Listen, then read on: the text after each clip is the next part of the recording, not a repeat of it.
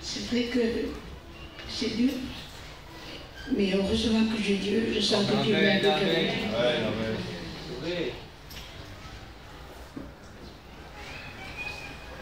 Ce que je veux dire, c'est que je me réjouis d'être là avec mes frères, avec mes sœurs, parce que c'est vrai que c'est une force. Et c'est vrai que nous voulons que les âmes se soient sauvées. Voilà, que Dieu vous bénisse.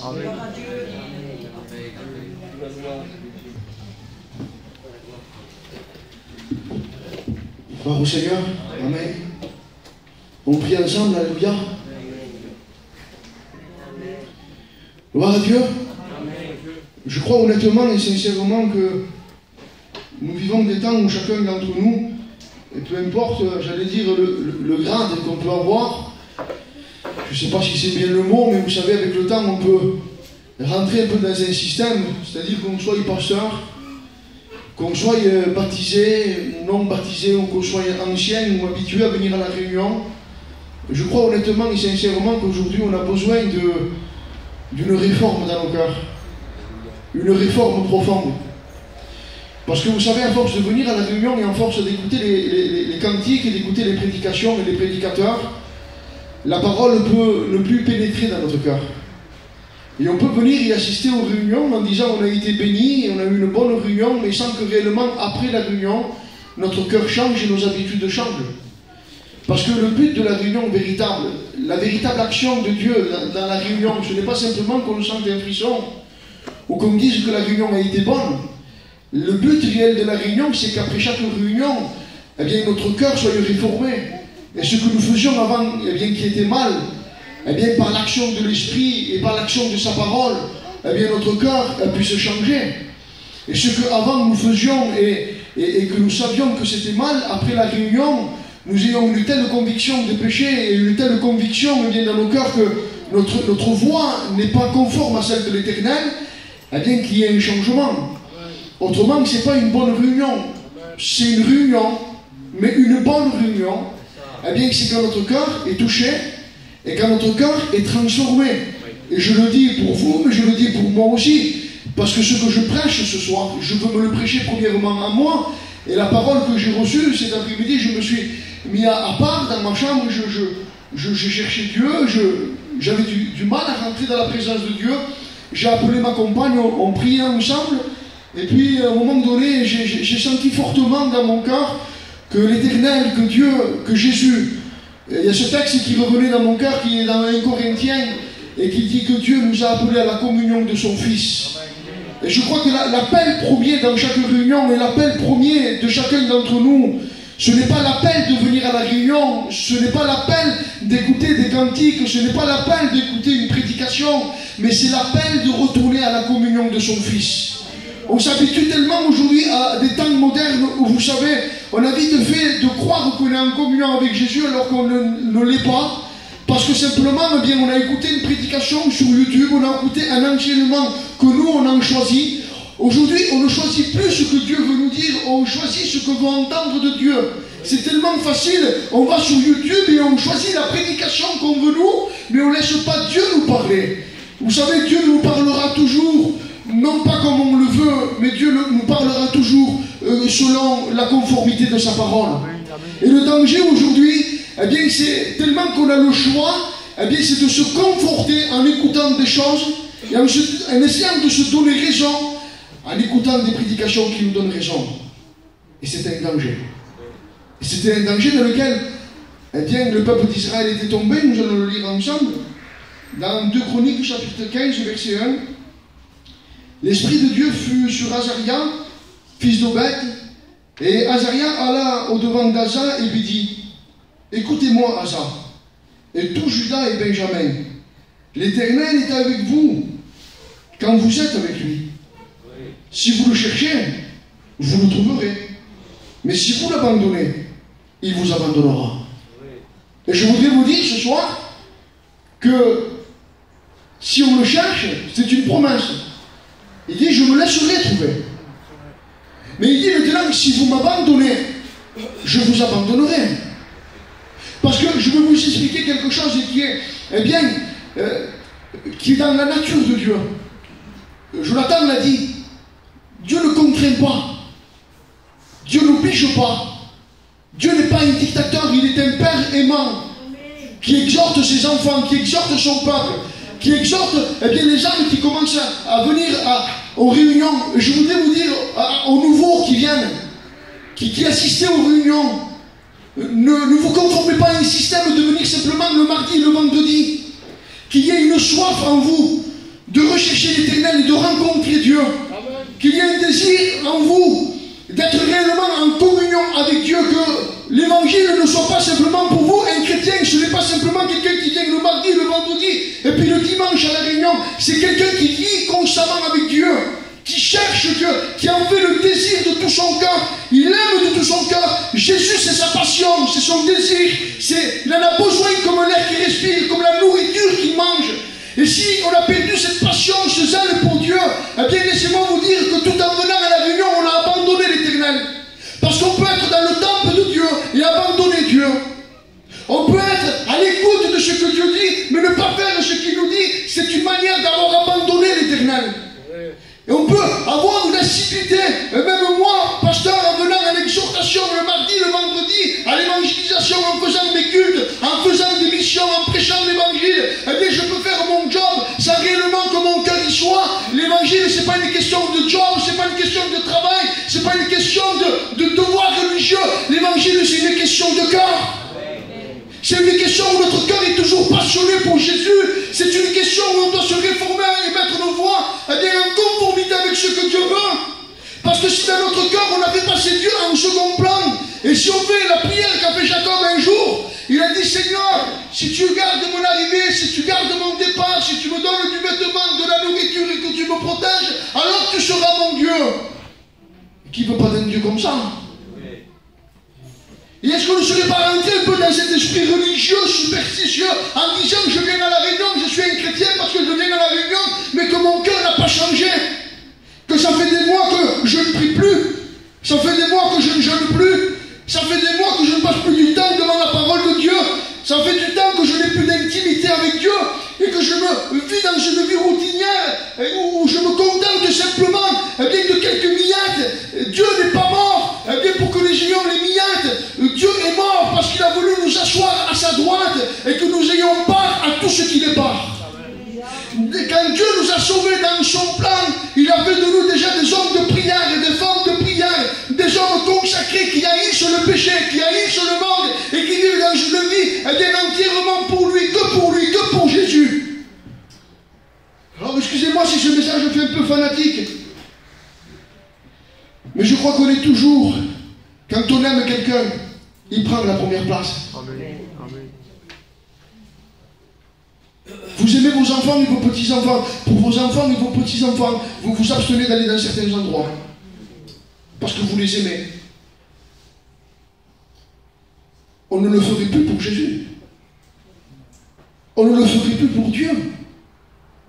Parce que, sous le prétexte d'essayer d'avoir une vie équilibrée, eh bien, on se déséquilibre. On fait un équilibre selon la chair, mais pas un équilibre selon la parole de Dieu. Parce que le véritable équilibre dans la parole de Dieu, si je ne me trompe pas, eh bien, il y a un prix pour avoir l'onction, il y a un prix pour recevoir la présence de Dieu. On ne peut pas vivre une vie routinière en banalisant Dieu, en banalisant les réunions, en banalisant la prédication, en essayant simplement d'avoir une petite vie, j'allais dire moi, religieuse.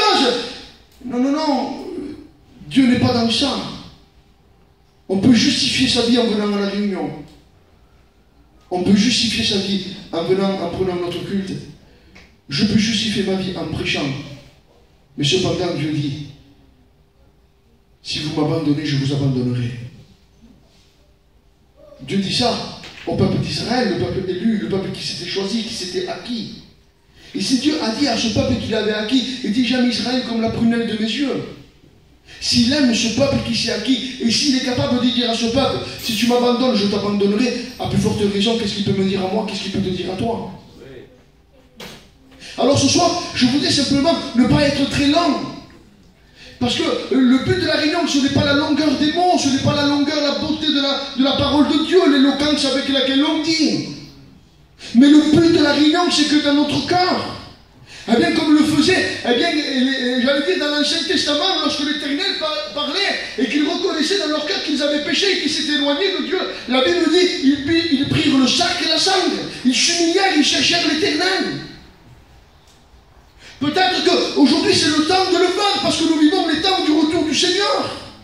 Nous vivons des temps comme jamais nous avons vécu, même si l'été, les beaux jours, les 36 degrés, les 42 degrés, la beauté de ce que l'été peut nous apporter, les beaux endroits, les beaux lieux, l'envie d'aller un peu se divertir, camoufle un peu les temps dans lesquels nous vivons quand même les temps du retour du Seigneur.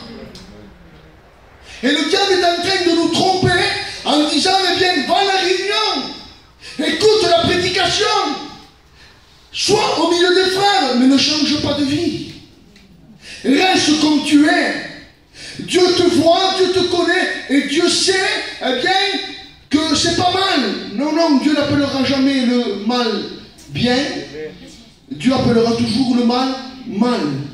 Et Dieu ne rabaissera jamais son niveau de sainteté, eh bien, pour que toi, tu puisses avoir une conscience bien dégagée. Non, non, non. Dieu te dit, je sais que tu n'es pas au niveau maintenant, si tu voudrais devenir cet homme qui m'aime de tout son cœur, si tu voudrais devenir ce foyer qui m'aime de tout son cœur, si tu aimerais devenir cette femme qui m'aime de tout son cœur, si tu le voudrais, si tu le désirerais, si ça se serait le premier désir dans ton cœur, alors moi, si tu fais de l'Éternel tes délices, il t'accordera ce que ton cœur désire. Si tu fais de l'Éternel tes délices. Écoutez-moi, ce texte n'est même pas logique. Parce que si on fait déjà de l'Éternel notre délice, qu'est-ce qu'il peut nous accorder de plus? Puisque l'Éternel, c'est déjà notre délice. Amen.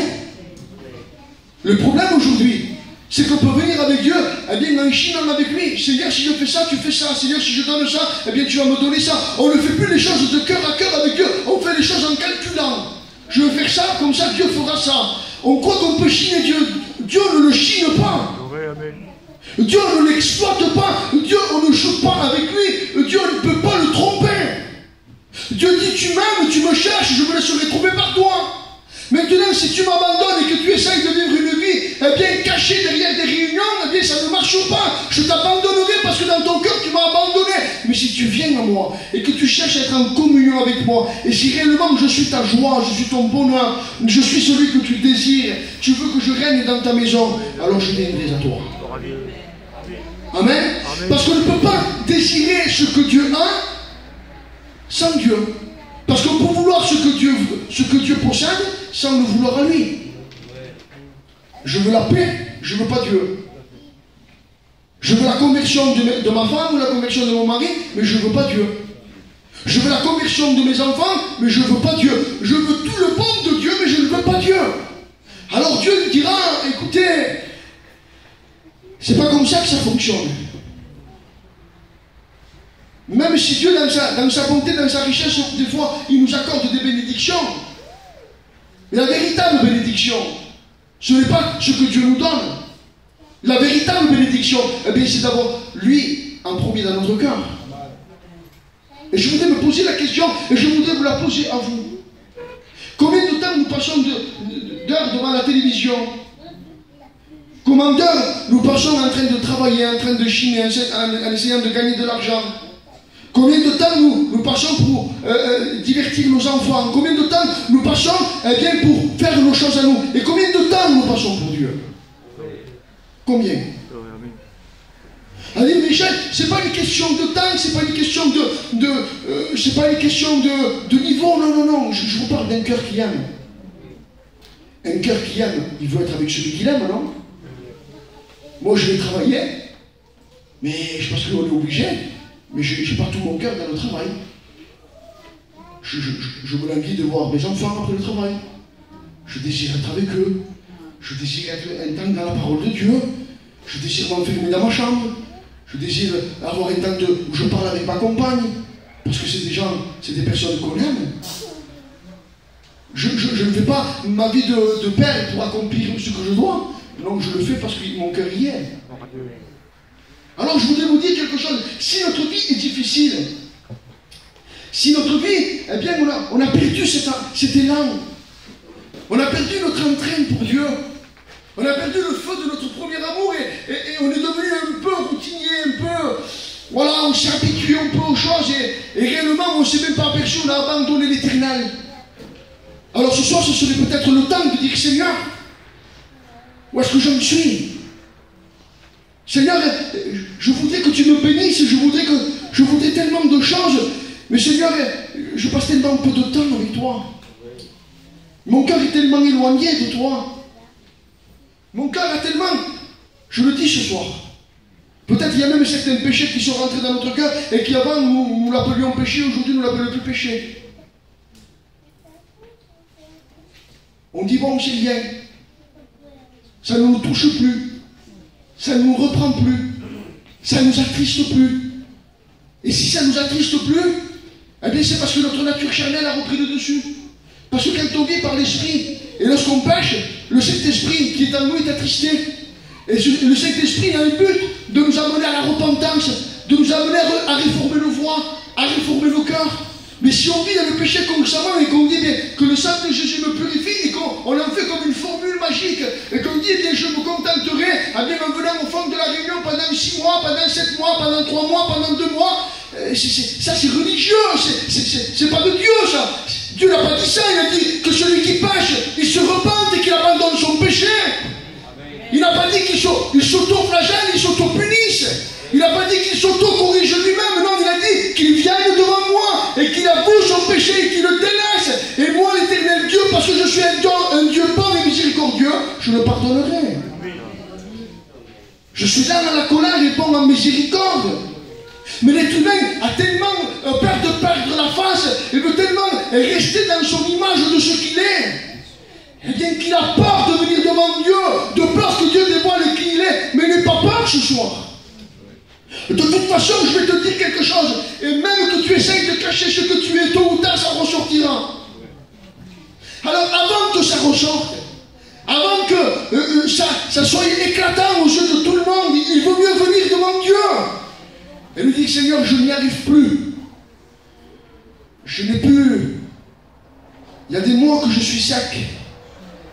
Il y a des semaines que je suis sec. Quand je parle au Seigneur, au lieu de mettre, il y ait ton onction, au lieu qu'il y ait ton sel, au lieu qu'il y ait ton approbation, chaque fois que je parle au Seigneur, je produis bien quelque chose qui ne va pas. Dans ma maison, avec mes enfants, dans mon foyer, avec les frères, avec les sœurs, Seigneur, je me rends compte que je suis sec. Mais ce soir, le désir de Dieu, ce n'est pas que vous soyez des personnes secs, mais c'est que vous soyez des personnes qui vivent sous l'onction. S'il n'y a pas d'onction, s'il n'y a pas de présence de Dieu, s'il n'y a pas d'approbation, si on ne réforme pas nos voies, si on ne réforme pas nos cœurs, je vais vous dire quelque chose, petit à petit, notre vie va s'éteindre. Et on va être même surpris quand le Seigneur reviendra. Parce qu'on dira, on restera ici. Comment, Michel, tu nous juges, tu nous condamnes? Non, non, la Bible est claire. Rien de souillé, ni rien d'impur ne rentre dans le ciel. On ne peut pas rentrer avec notre péché dans le ciel. On ne peut pas rentrer avec ce qu'on aime dans le ciel. Si vous êtes lié par un péché que vous n'aimez pas, eh bien ce soir Dieu peut vous en libérer, il n'y a pas de problème.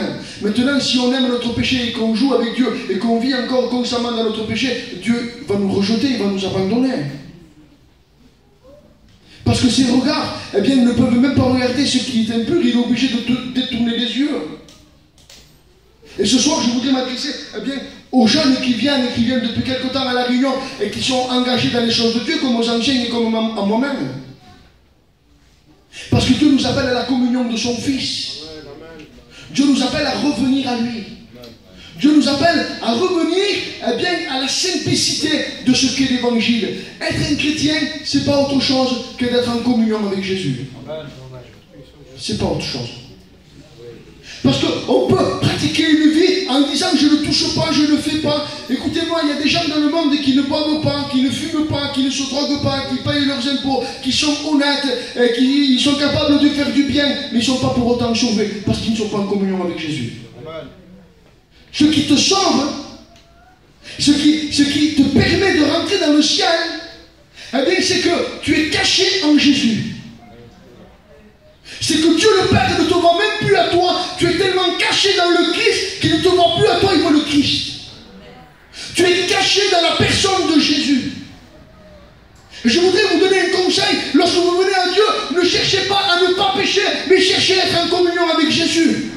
Parce que si vous cherchez à ne pas pécher, vous allez tomber dans deux dérèglements. Le premier, vous allez vous décourager et au bout de quelques mois, vous allez quitter l'église parce que vous allez dire c'est trop dur. Ou le deuxième, excusez-moi, vous allez devenir des hypocrites religieux qui font semblant qu'ils vivent une vie qui ne la vivent pas.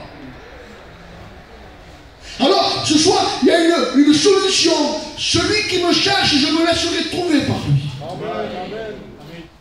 Celui qui a faim de moi, celui qui a soif, des flots d'eau vive couleront dans son sein. Et l'évangile, ce n'est pas une question de la gravité de notre péché. Le péché le plus grave, eh bien, c'est les gens qui ne se seront pas repentis. Les gens n'iront pas à l'enfer parce qu'ils pêchent. Les gens iront à l'enfer parce qu'ils auront refusé de se repentir. Vous savez, on dit souvent, et c'est une fausse conception, on avoue notre péché. Et vous savez, quand quelqu'un avoue son péché, la première chose qu'on fait, nous, pour vrai, la dit, quand même, je vois pour. Mais il y en a qui se contentent avec pour vrai. Ils ont simplement confessé leur péché, et parce que les gens mettent une approbation sur ça, ils se disent, c'est bon, j'ai confessé mon péché, on m'a dit pour vrai, c'est bon, ça va. Non. Il dit celui qui avoue, qui confesse et qui délaisse. Il faut à un moment donné, Dieu voit ces étapes dans ton cœur. Tu avoues, tu reconnais que tu es un pécheur. Première étape, on ne peut pas confesser ce qu'on n'est pas convaincu qu'on est. On est convaincu qu'on est un pécheur. On l'avoue et on le délaisse. Alors ce soir, ça ne suffit pas de... Excusez-moi les frères, excusez-moi l'église. Mais ça ne suffit pas de dire j'ai fait mal. Ce que Dieu attend, c'est j'ai fait mal. J'avoue que je fais mal. J'arrête de faire le mal. Mais encore plus loin. Et je fais le bien. Parce qu'on peut dire j'ai fait mal. J'arrête de faire le mal sans toutefois aller plus loin en faisant le bien. Et je dirais moi que l'action de Dieu dans notre vie, c'est j'ai fait mal, j'arrête de faire le mal et je fais le bien. Et ça, ce n'est pas pour une certaine catégorie de personnes. Ça, c'est pour tous les chrétiens qui sont nés de nouveau. Tous les chrétiens, toutes les personnes qui s'engagent à vivre en communion avec Dieu, Dieu dans son plan rédempteur, dans son plan dans votre vie pour vous, c'est prévu. C'est prévu que vous soyez des hommes de prière. C'est prévu que vous soyez des hommes sanctifiés. C'est prévu que vous soyez des hommes qui lisent la Bible. C'est prévu que vous soyez des hommes qui pardonnent à votre prochain le mal qu'ils vous ont fait. Aujourd'hui, le niveau est très bas. Non simplement, on n'arrive pas à pardonner le mal que les autres nous ont fait, mais encore plus fort, on ne voit pas le mal qu'on fait aux autres. C'est encore plus bas. On a du mal aujourd'hui à reconnaître le mal qu'on a fait. Alors imaginez-vous quelqu'un qui nous a fait du mal pour le pardonner. Alors au nom de Jésus, que nos habitudes routinières, religieuses, Michel, que ta prédication, que c'est pas parce que tu es pasteur de l'église de Tarascon, et c'est pas parce que les frères t'aiment, et c'est pas parce que eh bien, tu fais des réunions que le ciel t'approuve. Vous savez quand je sais que le ciel m'approuve, quand je m'enferme dans ma chambre. Et là, c'est le véritable test. Là quand il n'y a personne qui te flatte, quand il n'y a personne qui te dit c'est bien, ou qu'il n'y a personne qui te décourage, qui te dit c'est mal, quand il n'y a plus la parole des hommes, quand il n'y a plus les mots des hommes, qu'il n'y a plus le bruit de l'église, qu'il n'y a plus le bruit du monde, qu'il n'y a plus le bruit de ta compagne, de tes enfants, que tu t'enfermes, et que là tu es dans la présence de Dieu, tu es dans la présence de ton Père céleste, et là tu entends sa voix, tu sens sa présence, et tu sens que Dieu te parle. Ça c'est le meilleur des tests. Quand tu t'enfermes dans ta chambre et que le ciel est déreint, et qu'il n'y a rien, que tu t'ennuies, que tu n'arrives pas à rester 5 minutes dans la présence de Dieu, c'est que ton cœur est éloigné de l'Éternel. On peut se réjouir dans une réunion, à venir à la réunion, quand je te passe, on vient. Mais combien de temps ça fait que tu ne passes plus? du temps dans la prière. Et je voudrais vous dire, vous aussi qui venez depuis quelque temps à la réunion, dès le commencement de votre vie chrétienne, prenez l'habitude de vous enfermer dans vos chambres, de lire la Bible, d'écouter des cantiques, de prier avec votre compagne, de prier avec vos enfants. Si vous le faites maintenant, ça vous poursuivra toute votre vie. Et quand vous ne le ferez pas, vous vous sentirez repris. Et vous retournerez toujours à ça. Alors faites-le. Je disais à ma compagne, pas plus tard que tout à l'heure, je disais tout il y a quelque temps, avec tout ce qui s'est passé, on n'a pas prié ensemble, on n'a pas lu. Les enfants, on n'a pas passé ce temps ensemble. Et je vous dis tellement que je n'ai pas passé ce temps avec ma compagne et avec mes enfants que je me sentais mal de faire la réunion. Parce que je dis, Seigneur, je vais prêcher qu'il faut avoir de la communion et c'est moi cette semaine, avec tout ce qui s'est passé, j'ai manqué de ça. Parce que on ne veut pas prêcher autre chose que ce qu'on vit. Et dans cet après-midi, qu'on ne vive pas par une renommée, qu'on ne vive pas par rapport à ce que les gens disent de nous. C'est trompeur, c'est faux, c'est pas vrai. Lorsque les pharisiens parlaient, Jésus disait, ils ne se fiaient pas à ces paroles parce qu'ils connaissaient leur cœur. Et parfois les paroles qu'on nous dit, même si elles ne sont pas dites dans le but de nous faire du mal, mais des fois il y a des paroles qui sont dites pour faire du bien mais qui nous font du mal. Parce qu'on peut vivre par rapport à l'approbation des autres. Ça vous est jamais arrivé ça? Alors, Jonathan, on disait autrefois, il y a que des fans pour jouer. Hein? Ils te font un peu. Mais ils ne le font pas méchamment, c'est dans la mentalité comme ça, ils aiment, mais ils te font pour jouer. Moi, si je fais ça avec mon fils, je prends un sac de boxe, commence à mettre des coups de poing dans le sac de boxe, il m'a dit, papa, quel boxeur que tu es? 2 jours, 3 jours, 1 semaine comme ça. Il va le croire, lui, peut-être. Il va aller faire un combat, il va se faire démonter. On dit, mais papa, tu m'as dit que j'étais champion. Je suis trompé. Et des fois, nous, ce que les gens disent de nous, ce n'est pas ce qu'on est. Ce qui est vrai, c'est ce que je vis dans l'intimité avec Dieu. Et ce soir, il y a un appel à revenir dans l'intimité avec Dieu. Une vie sérieuse, une vie dans la sainteté, une vie où nous voulons aimer Dieu, où nous voulons le respecter chez nous, où nous éteignons la télé, où nous ne permettons plus que des paroles mauvaises se disent, des chipots, des murmures, des critiques. On ne veut plus tout ça. Seigneur, on veut que tu règnes chez nous. Et je vous promets que si chacun d'entre nous on fait ça, il n'y aura que du bénéfice pour nos vies. Va au Seigneur. Alors je ne vais pas aller plus loin. Je voudrais simplement prier pour moi-même. On va chanter un cantique. Et après le cantique, si quelques-uns voudraient prier, qu'ils le fassent. Seigneur, je suis devant toi. Et Seigneur, je reconnais que je ne suis pas, Seigneur, comme j'étais avant, Seigneur. Mais je veux de tout mon cœur te rechercher. Pas vivre une vie d'apparence, pas vivre une vie religieuse, Seigneur, mais je veux être honnête et vrai, et je veux réformer mon cœur et mes voies. Seigneur, pardon, parfois pour la négligence, pour, Seigneur, la paresse. Seigneur, tu nous as pas appelés à être des paresseux, mais tu nous as appelés, Seigneur, à te rechercher constamment. Et je veux que mon cœur soit toujours épris de toi. Chasse la froideur, la tiédeur de mon cœur. Et que mon cœur, Seigneur, vienne tout entier vers toi ce soir. Bénis ton Église. Bénis les nouveaux qui s'approchent de toi. Seigneur, sème des bonnes choses dans leur cœur. Et que tout se fasse dans un but où ton Seigneur soit glorifié. Merci pour ces moments, Seigneur. Amen.